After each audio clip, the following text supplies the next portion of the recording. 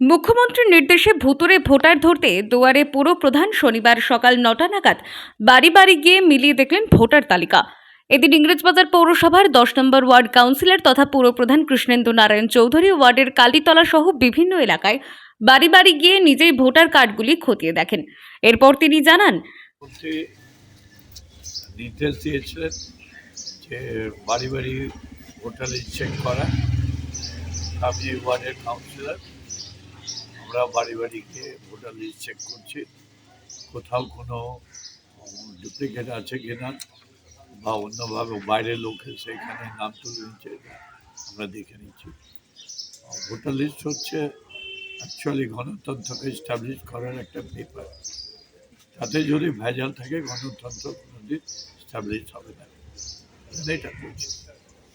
মালদা থেকে মাধব কুমার মণ্ডলের report, timeless depiction news.